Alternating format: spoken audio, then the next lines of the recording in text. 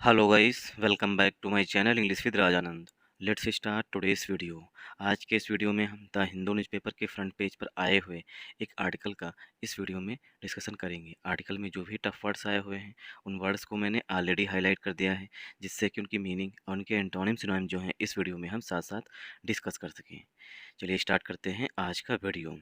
RBI का full form होता है reserve bank of India. RBI keeps repo rate at 6.5%। RBI ने जो है रेपो रेट को बनाए रखा है। कीप्स मीन्स होता है बनाए रखना, बनाए रखना। और इसका सिनोनिम हो जाएगा अनचेंज्ड। अनचेंज मतलब कोई भी बदलाव नहीं किया गया, जो था वही बनाए रखा गया है। तो आरबीआई कीप्स, आरबीआई ने बनाए रखा है रेपो रेट को एट 6.5%, 6.5%। ठीक, जो 6.5% जो अभी तक चली आ रही थी रेपो रेट, उसी को कंटिन्यू रखा है, मतलब उसमें कोई बदलाव नहीं किया, उसे अनचेंज रखा है। ठीक, तो रेपो रेट वो रेट होती है जिस पर आरबीआई जो है बैंक्स को लोन उधार देता है, मतलब कि पैसा जो है वो उधार देता है, इसी को बोलते हैं रेपो रेट। मतलब जिस रेट पर आरबीआई से बैंकें जो हैं वो पैसा उधार लेती हैं उसे कहते हैं रेपो रेट। और रेपो रेट को अनचेंज रखा गया 6.5%, जिससे कि जो इन्फ्लेशन है, जो महंगाई है, वो कंट्रोल में रहे। इसलिए जो है आरबीआई ने रेपो रेट को 6.5% पर बनाए रखा है। ठीक, होता क्या है, जैसे कि बैंक्स हैं, बैंक्स क्या हैं, जो बैंक हैं ये लोन जो हैं वो डिसबर्समेंट करती हैं, मतलब लोन उधार देती हैं, बांटती हैं। ठीक, अब जब बैंक के पास पैसा नहीं होगा तो क्या है, वो जाएगा आरबीआई के पास। बैंक कहेगा आरबीआई से कि मुझे पैसा चाहिए, मुझे मुझे जो है मार्केट में पैसा उधार देना है, मतलब कि लेंडिंग करनी है। तो आरबीआई कहेगा ठीक है, हम आपको पैसा देते हैं, लेकिन आपसे जो है हम 6.5% रेट जो है, इंटरेस्ट रेट जो है वो हम 6.5% लेंगे। जब 6.5% पर बैंक को उधार मिलता पैसा है, फिर बैंक्स जो हैं, जो मार्केट में जो मतलब कस्टमर हैं, उनको जो है वो 6.5% से अधिक जो है पैसा, मतलब 6.5% जो इंटरेस्ट रेट है इससे अधिक पर देगी। तो क्या है, जो मार्केट में पैसा जो मतलब पर्सन लेना चाहता है वो कम से कम लोन लेगा, और उसके पास मतलब जो मार्केट में है महंगाई भी कम रहेगी। इसी को बोलते हैं रेपो रेट। जहाँ तक मेरे नॉलेज के अनुसार ये इसकी डिफिनेशन है, जहाँ तक मैंने समझाने की कोशिश की है कि रेपो रेट क्या होता है। एट 6.5%। अब देखिए करंट अफेयर्स के पॉइंट ऑफ व्यू से इसलिए इंपॉर्टेंट है क्योंकि ये लास्ट मंथ चल रहा है, तो ये पूछा जा सकता है कि हाल ही में आरबीआई ने अभी जो एमपीसी है, मॉनेटरी पॉलिसी कमेटी है, उसने जो है रेपो रेट को कितने परसेंट जो है वो रखा है, बनाए रखा है। ठीक, तो उसका आंसर होगा 6.5% तक। तो आरबीआई जो है यहाँ पर हमारा नाउन है या सब्जेक्ट कहें। कीप्स जो है वो यहाँ पर आरबीआई के लिए मेन वर्ब है। ठीक, आरबीआई सिंगुलर है, इसीलिए वर्ब की फर्स्ट फॉर्म में यस लगा हुआ है, वर्ब भी सिंगुलर आई हुई है। रेपो रेट जो है कंपाउंड नाउन होता है। एट जो है प्रीपोजिशन है, 6.5% जो है ये नाउन है। आई होप आप लोगों को यहाँ तक समझ में आया होगा। अब देखिए रेज जो है ये वर्ब होती है, और रेज से पहले जो है वो इट जो है, आरबीआई के लिए इट जो है वो हिडन है यहाँ पर। RBI raises GDP core, GDP growth forecast. Forecast means होता है प्रोजेक्शन, फोरकास्ट का सिनोनिम होता है प्रोजेक्शन, मतलब भविष्य में जो है कितनी जीडीपी ग्रोथ रहेगी। ठीक, इसको जो है आरबीआई ने रेज कर दिया है। रेज मीन्स होता है इंक्रीज कर दिया है, मतलब कि बढ़ा दिया है, और इसी का सिनोनिम हो जाएगा डिक्रीज करना। ठीक, तो आरबीआई ने जो है जीडीपी ग्रोथ फोरकास्ट जो है उसको बढ़ा दिया है। कितना कर दिया है कि जीडीपी जो है आने वाले समय में कितना रहेगा 2024-25 में या 24-26 में, इसको जो है आगे आर्टिकल में बताया गया है। तो यहाँ पर रेज जो है वो वर्ब है। ठीक, क्योंकि आरबीआई सिंगुलर है इसीलिए यहाँ पर इट जो है वो प्रोनाउन हो जाएगा इट के लिए, और इट जो है वो यहाँ पर हिडन है या अंडरस्टूड बोलते हैं। ठीक, तो आरबीआई रेज, आरबीआई ने बढ़ा दिया है, तो रेज जो है वो वर्ब है। जीडीपी ग्रोथ फोरकास्ट ये जो है कंपाउंड नाउन है। जीडीपी का फुल फॉर्म होता है ग्रॉस डोमेस्टिक प्रोडक्ट। ठीक, आई होप आप लोगों को यहाँ तक समझ में आया होगा। द मॉनेटरी पॉलिसी कमेटी, ठीक, monetary policy committee of the reserve bank of India, ये जो है मॉनेटरी पॉलिसी कमेटी जो है एमपीसी, इसका फुल फॉर्म भी कई बार एग्जाम्स में पूछा जाता है। तो मॉनेटरी पॉलिसी कमेटी जो है इसका फुल फॉर्म है द मॉनेटरी पॉलिसी कमेटी, क्योंकि एसएससी के एग्जाम्स में पूछा जा चुका है। The monetary policy committee of the reserve bank of India, जो एमपीसी है वो रिजर्व बैंक ऑफ इंडिया की कमेटी है। ऑन फ्राइडे, डेज से पहले प्रीपोजिशन ऑन का यूज किया जाता है। ऑन फ्राइडे, इसीलिए फ्राइडे से पहले ऑन का यूज किया गया। On Friday unanimously decided, unanimously means होता है सभी एक मत होना जिसे कहते हैं। ठीक, एक मत होना। अब जैसे कि जो मॉनेटरी पॉलिसी कमेटी है, ठीक, मॉनेटरी पॉलिसी कमेटी है, इसमें 6 मेंबर्स होते हैं, ठीक, 6 मेंबर्स होते हैं।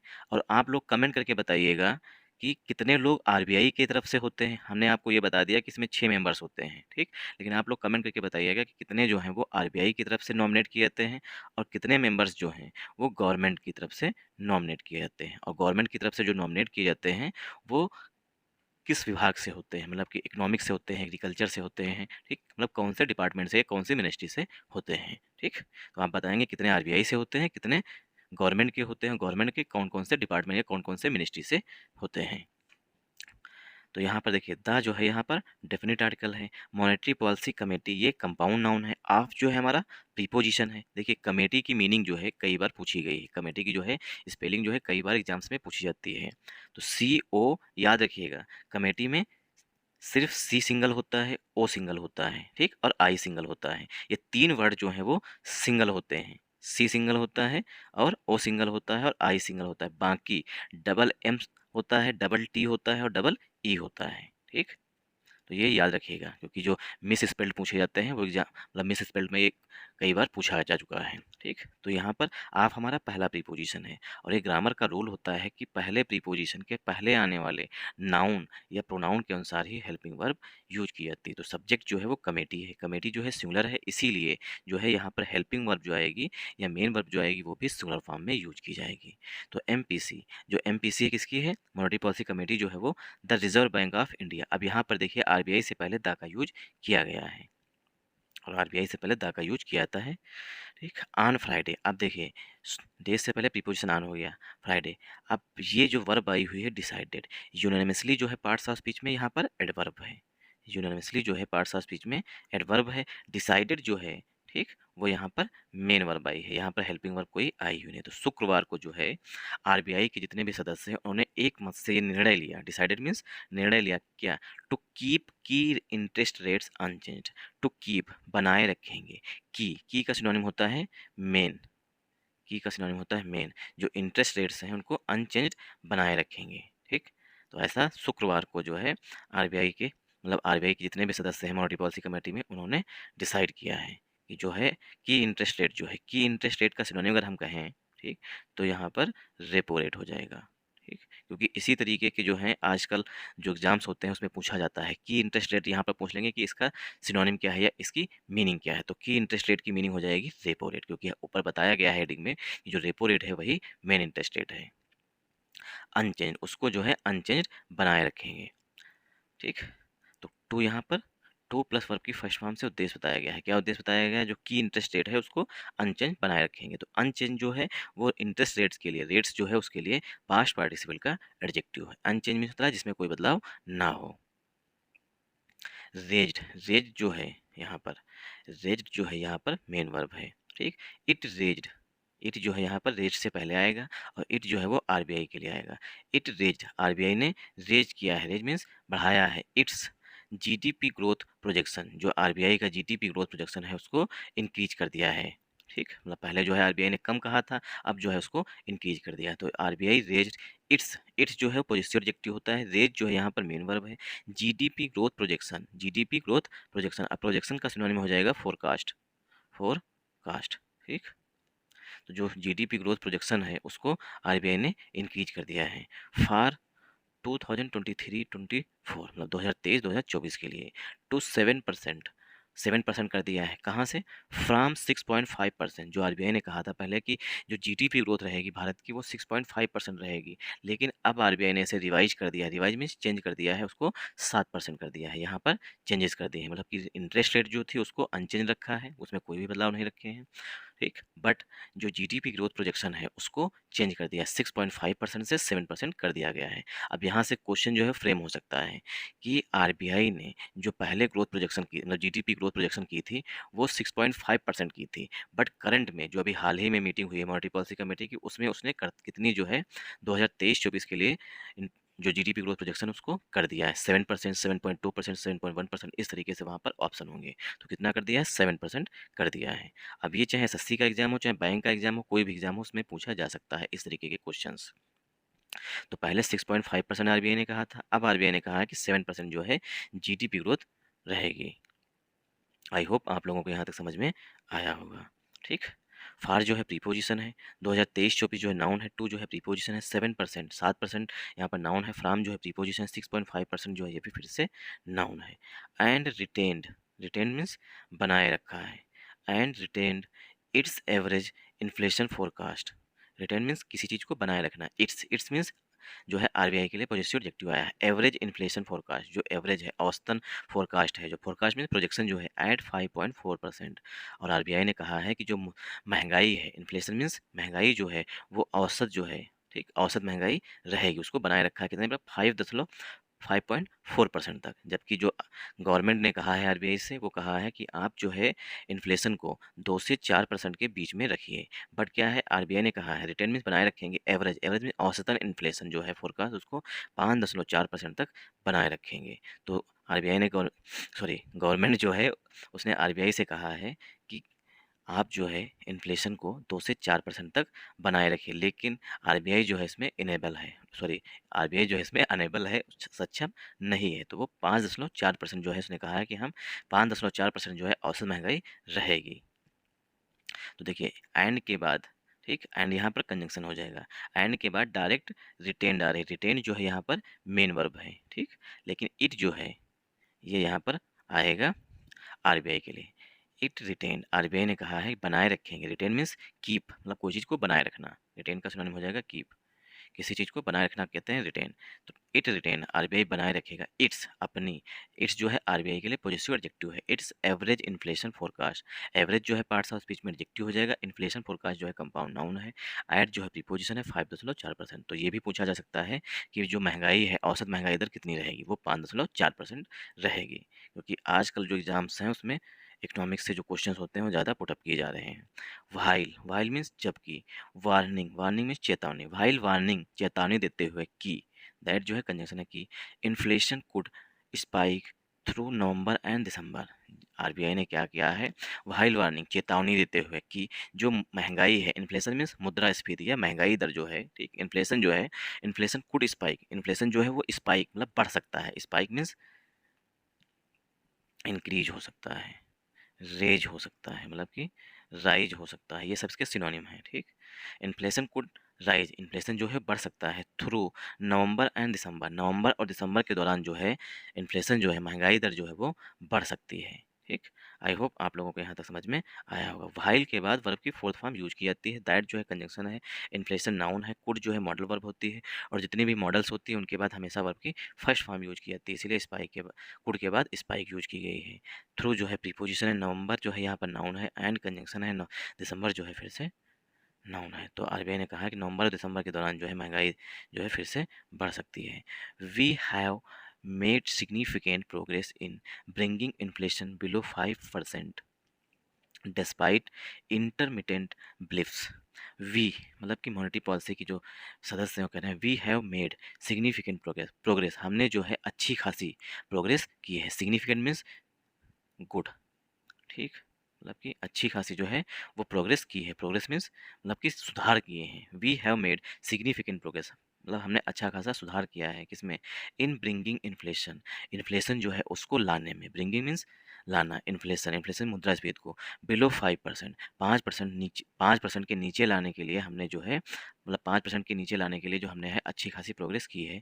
डिस्पाइट, डिस्पाइट मीन्स के बावजूद, इंटरमिटेंट ब्लिप्स, कभी कभी जो है ये महंगाई दर जो है वो 5% से ज़्यादा बढ़ रही है। इंटर मीन्स होता है कभी कभी, जिसे कहते हैं ओकेजनली, मतलब कभी कभी जो है ये ब्लिप्स, इसमें छोटे छोटे उतार चढ़ाव आते हैं, ब्लिप्स को कहते हैं उतार चढ़ाव। तो वी यहाँ पर सब्जेक्ट है, हैव जो है यहाँ पर हेल्पिंग वर्ब, हैव के बाद वर्ब की थर्ड फॉर्म लिखी गई है, मतलब सेंटेंस जो है प्रेजेंट परफेक्ट टेंस में लिखा गया। सिग्निफिकेंट जो है पार्ट्स ऑफ स्पीच में एडजेक्टिव है, प्रोग्रेस जो है पार्ट्स ऑफ स्पीच में नाउन है, इन जो है प्रीपोजिशन है, प्रोग्रेस इन समथिंग किसी चीज़ में सुधार होना, ठीक, प्रोग्रेस इन समथिंग होता है, इसीलिए प्रीपोजिशन के बाद जो ब्रिंग वर्ब आ रही है वो आईएनजी फॉर्म में आ रही है। इन्फ्लेशन जो है नाउन है, बिलो जो है प्रीपोजिशन है, 5% जो है फिर से नाउन है, डिस्पाइट जो है प्रीपोजिशन है, इंटरमीडिएट जो है ये पार्ट्स ऑफ स्पीच में एडजेक्टिव है, ब्लिस जो है पार्ट्स ऑफ स्पीच में नाउन है। इंटरमीडिएट, इंटरमीडिएट मीन्स होता है कभी कभार। द टारगेट, जो टारगेट है, ठीक, द टारगेट ऑफ 4% इन्फ्लेशन, जो 4% का जो टारगेट है, जो गवर्नमेंट ने कह रखा है कि आप जो है इन्फ्लेशन को 2 से 4% के बीच में रखिए, ठीक, यही टारगेट है गवर्नमेंट का, यही टारगेट गवर्नमेंट ने आरबीआई को भी दिया है। द टारगेट ऑफ 4% इन्फ्लेशन, जो टारगेट है 4% इन्फ्लेशन का, इज वो है येट टू बी रीच्ड, वहाँ अभी भी पहुँचना है। येट टू बी रीच मतलब उसे अभी भी मतलब मिलना है। अभी 4% तक जो है, जो गवर्नमेंट ने आरबीआई से कहा, उसे अभी तक मतलब उस टारगेट तक आरबीआई नहीं पहुँच पाई है, उसे अभी भी मिलना है। एंड और we have to stay the course, हमें यहाँ पर we have to stay the course, हमें जो है, देखिए ये होता है स्टे द कोर्स, मतलब ये पूरी फ्रेज होती है, इसका मतलब स्टे मतलब यहाँ पर ठहरना होगा, रुकना होगा। हेडलाइन इन्फ्लेशन मीन्स होता है मेन जो रेट्स होती है, जिसे कहते हैं रेपो रेट की, ठीक, रेपो रेट, ठीक, यही बोलते हैं headline inflation. Headline inflation remains volatile, जो हेडलाइन इन्फ्लेशन है वो ओलेटाइल रहेगी, मतलब उसमें जो है उतार चढ़ाव इस तरीके से रहेंगे, ठीक। तो हेडलाइन इन्फ्लेशन जो है ये कंपाउंड नाउन है। रिमेन्स जो है इन्फ्लेशन के लिए यहाँ पर मेन वर्ब है। ओलेटाइल जो है वो एडजेक्टिव होता है। ओलेटाइल मीन्स होता है जिसमें उतार चढ़ाव हो, उसे कहते हैं ओलेटाइल। देखिए द जो यहाँ पर आर्टिकल है, टारगेट जो है नाउन है, आप जो है हमारा पहला प्रीपोजिशन है, ठीक, इसीलिए टारगेट के लिए ही हेल्पिंग वर्ब इज आई हुई है। 4% एडजेक्टिव है, इन्फ्लेशन नाउन है, येट जो है वो एडवर्ब होता है, टू बी प्लस वर्ब की थर्ड फॉर्म से उद्देश्य बताया गया टू बी रीच, मतलब वहाँ पहुँचना बाकी है। एंड कंजंक्शन है, we have to stay the course, हमें जो है यहाँ पर स्टे करना होगा, रुकने होगा। हेडलाइन जो है यहाँ पर एडजेक्टिव है, इन्फ्लेशन जो है नाउन है, रिमेन्स जो है इन्फ्लेशन के लिए नाउन है, सॉरी वर्ब है। ओलेटाइल जो है वो एडजेक्टिव है, ड्यू टू जो है प्रीपोजिशन है, सप्लाई जो है नाउन है, सॉक्स सप्लाई सॉक्स देखिए ये जो है सप्लाई सॉक्स जो है कंपाउंड नाउन, अगर कंपाउंड नाउन में भी ब्रेक करें तो सप्लाई एडजेक्टिव हो जाएगा और सॉक्स जो है वो नाउन हो जाएगा। आरबीआई गवर्नर शक्तिकांत दास सेठ, ऐसा आरबीआई के जो गवर्नर हैं, करंट गवर्नर जो कि 25 नंबर के हैं, उन्होंने शक्तिकांत दास साहब ने ऐसा कहा है। आई होप आप लोगों को यहाँ तक समझ में आया होगा। There was no immediate relief, there was no immediate relief, उन्होंने कहा है कि अभी तुरंत जो है, इमीडिएट मीन्स तुरंत जो है कोई भी रिलीफ नहीं मिलेगी, किसको, फॉर बारोवर्स, जो बारोवर्स हैं, बारोवर्स मीन्स जो पैसा उधार लेते हैं, उनको जो है अभी तुरंत जो है कोई भी रियायत या छूट नहीं मिलेगी। एस क्योंकि द की रेपो रेट, जो मुख्य रेपो रेट है, रिमेन्ड अनचेंज, उसको जो है अनचेंज बनाए रखा गया है, इसलिए जो है बारोवर्स को कोई भी रिलीफ नहीं मिलने वाली है। अनचेंज एट 6.5%, 6.5% तक जो है उसे बनाए रखा गया है। देयर जो है वो हाइपोथेटिकल सब्जेक्ट होता है। देयर के बाद जो पहला नाउन आएगा, ठीक, उसी के अनुसार ही हेल्पिंग वर्ब या मेन वर्ब यूज की जाएगी। तो there was no immediate relief, तो रिलीफ जो है यहाँ पर हमारा नाउन है, और रिलीफ के लिए जो है रिलीफ सिंगुलर नाउन है, इसीलिए हेल्पिंग वर्ब भी सिंगुलर आई हुई है, वाज आया हुआ है, ठीक। दियर जो है हाइपोथेटिकल सब्जेक्ट होता है। नो जो है वो एडजेक्टिव है। इमीडिएट जो है पार्ट्स ऑफ स्पीच में, ये भी एडजेक्टिव है। रिलीफ जो है पार्ट्स ऑफ स्पीच में नाउन है। फार जो है प्रीपोजिशन है। बारोवर्स जो है नाउन है, मतलब बारोवर्स के लिए जो उधार लेते हैं पैसा बैंकों से, उनके लिए जो है अभी कोई भी रिलीफ नहीं है। एस, एस जो है वो दो तरीके से यूज किया जाता है। एस जो है प्रीपोजिशन के रूप में, एस जो है कंजंक्शन के रूप में। एस जब प्रीपोजिशन होता है तब इसका मतलब होता है के रूप में, ठीक, के रूप में। और एस जब कंजंक्शन होता है तब इसका मतलब होता है क्योंकि, ठीक, क्योंकि द की repo rate remained unchanged, the यहाँ पर आर्टिकल है, एस जो है कंजंक्शन के रूप में आया हुआ है, की मतलब होता है मेन या मुख्य, ठीक। रेपो रेट जो है वो फिर से कंपाउंड नाउन है। रिमेन्ड जो है, ठीक, रिमेन्ड जो है ये यहाँ पर रेट के लिए वर्ब आई हुई है, रिमेन अनचेंज। अनचेंज जो है, देखिए रिमेन के बाद वर्ब की थर्ड फॉर्म यूज की जाती है, रिमेन अनचेंज, उसे अनचेंज रखा गया। ऐड जो है प्रीपोजिशन है। 6.5% जो है फिर से नाउन है।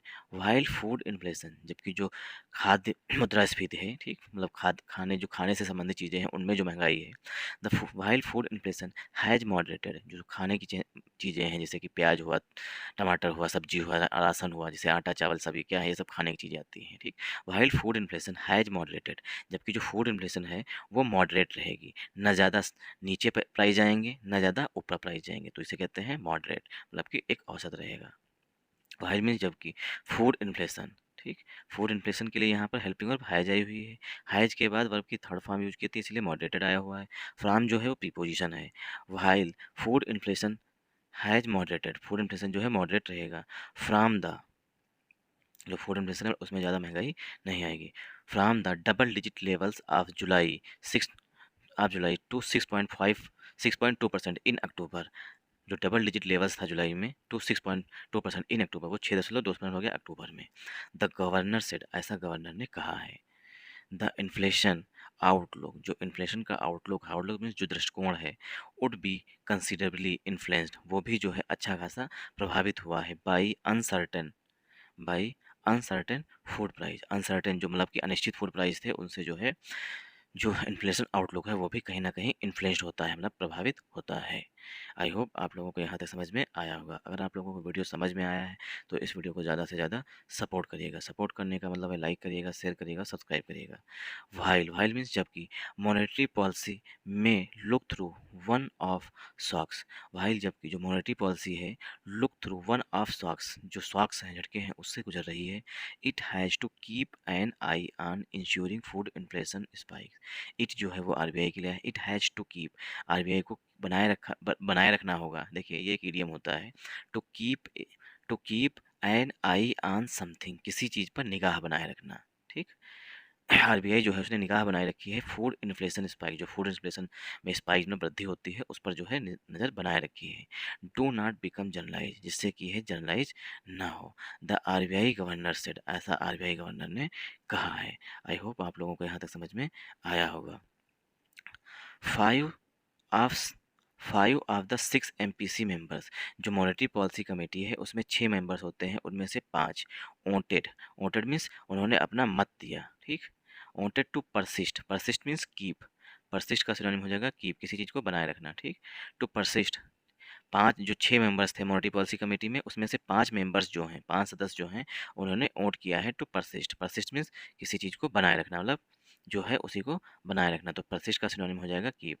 To persist with a policy stance, क्या है, with a policy stance, focus on withdrawal of accommodation, but there was no indication of when interest rates, कब जो है इंटरेस्ट रेट में कौन सी रेट, द की रेपो रेट, जो मुख्य रेपो रेट है, हैज़ बीन पॉज्ड, मतलब कि जो 6.5% है उसमें कोई पा जाएगा, मतलब कोई इसमें रुकावट आएगी। ओवर 5 सक्सेसिव रिव्यू, जो लगातार 5 सक्सेसिव रिव्यूज हुए हैं। रिव्यूज मीन्स समीक्षा की गई है मॉनेटरी पॉलिसी कमेटी के द्वारा, after being raised by 250 basis points to 6.5%। तो जो 250 बेसिस पॉइंट्स होते हैं उसको जो बढ़ाया गया था, तब से जो है लगातार 5 बार जो है जो की रेपो रेट है उसको अनचेंज रखा गया है। मे बी ट्रिमर्ड, उसको जो है ट्रिमर किया जाएगा। ट्रिमर मीन्स होता है रिड्यूस करना।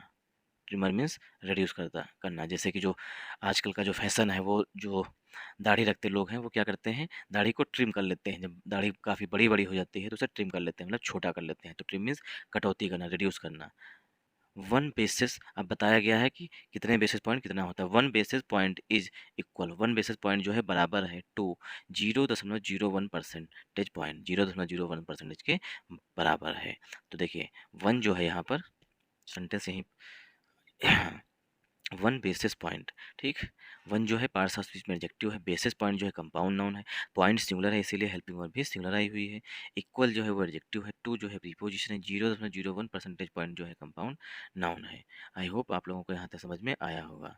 अगर आप लोगों को समझ में आया तो इस वीडियो को ज़्यादा से ज़्यादा सपोर्ट करिएगा। सपोर्ट करने का मतलब है लाइक करिएगा, शेयर करिएगा, सब्सक्राइब करिएगा। मैंने जो यहाँ से मतलब कि ग्रामर पोर्शन या ज़्यादा मैंने डिस्कस करना बंद कर दिया, क्योंकि लोग जो हैं वो लॉन्ग वीडियो देखना पसंद नहीं करते, इसीलिए हमने ये नहीं बताया कि विड्रॉल किया है, यहाँ पर एक एकमोडेशन की बात की गई है। ठीक, क्योंकि आप लोग जो है ज़्यादा लॉन्ग वीडियो देखना पसंद ही नहीं करते हैं, क्योंकि कोई वीडियो सपोर्ट ही नहीं करता है। मुश्किल से 50 या 40, मतलब 40 to 50 लोग जो हैं, ठीक, वो वीडियो को वॉच कर रहे हैं 24 घंटे में। और होता क्या है, कहीं अगर एक कमेंट आ गया तो 1 से 2 कमेंट जो हैं वही आते हैं, लोग कमेंट करते हैं। अगर आप लोगों को समझ में नहीं आ रहा है, ठीक, तो आप लोग कमेंट करके बता सकते हैं कि हमें ये चीज़ जो है समझ में नहीं आ रही, तो मैं उस चीज़ को इम्प्रूव करूँगा।